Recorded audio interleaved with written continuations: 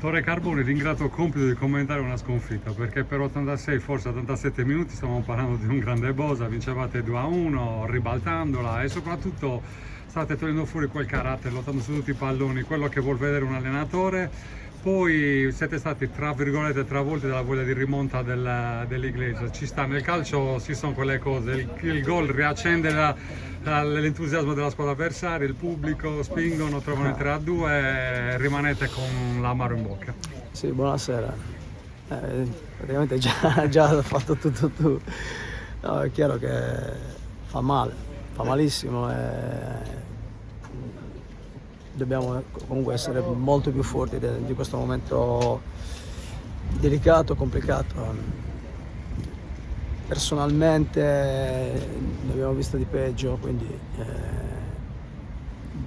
dobbiamo rialzare la testa. Sì, oggi magari ci sarà un po' più di scoramento, ci sarà un po' più di delusione, però deve finire lì, perché comunque ci sono ancora tante partite dove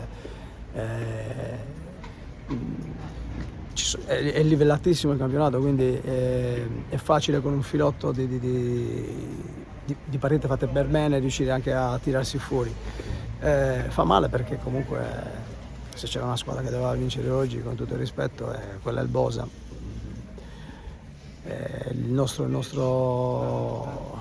pensiero oggi è quello che non siamo riusciti a chiuderla, perché abbiamo avuto 2 o 3 situazioni importantissime per fare il 3-1. C'erano tanti spazi a un certo punto. C'erano stati tantissimi spazi dove l'abbiamo gestita spesso male, dove dobbiamo essere anche un po' più furbi, più scaltri, rallentare il gioco, farsi fare qualche fallo.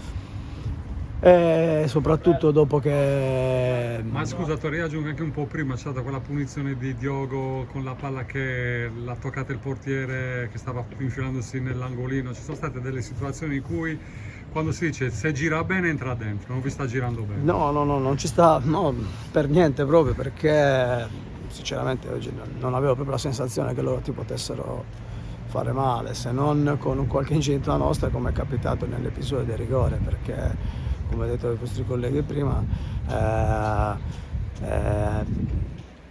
dopo che ti danno 2 rigori e tu nella tua area di rigore devi limitare a 0 l'impatto con l'avversario, perché ci può stare che ti dia il calcio di rigore, quindi siamo stati ingenui in quel senso lì. È un peccato perché comunque stiamo facendo, a mio avviso, una delle migliori partite su un campo difficilissimo contro una squadra che veniva da un filotto di partite positive, quindi ripeto, fa veramente male, però bisogna rialzare la testa, è inutile stare qua a dire sì, siamo stati bravini, però basta, è finito, oggi è andato. Sembrava la domenica perfetta perché dietro avevano perso 2 delle 3 squadre, poi ha perso anche il Sant'Elena, voi stavate vincendo, rispondendo quasi alla vittoria del Calangiano. Adesso la classifica, se la si guarda adesso, fa paura, però ricordiamo che il Bosa è stato in condizioni anche peggiori, è riuscito a fare delle grandi rimonte.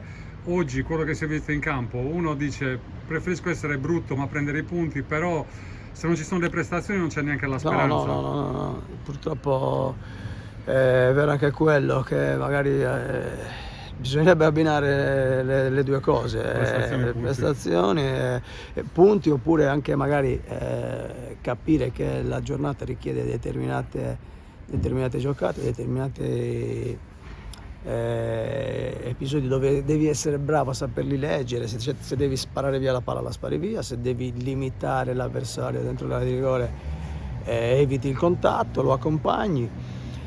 C'è anche da dire che noi rispetto agli altri abbiamo già fatto un riposo, quindi però poi bisogna fare i punti quando gli altri riposano. Bravissimo, se no io sinceramente è un vantaggio psicologico, ma non pratico. Sì, no, ma infatti ho detto ai ragazzi di non guardare assolutissimamente la classifica, perché ti fai solo del male. Noi dobbiamo guardare a noi stessi.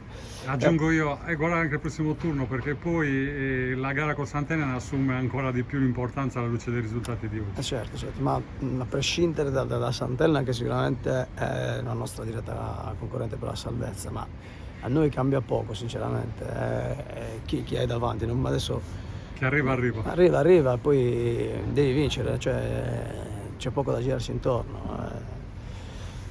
Se poi non dovessimo farlo direttamente, ci toccheranno i play-out, si faranno i play-out con la speranza appunto di non essere risucchiato nelle ultime 3, però stare qui adesso a fare calcoli e a buttarci giù di morale è solo deleterio per noi, ecco. Certo. Grazie Tore, in bocca al lupo per il proseguo. Grazie a voi.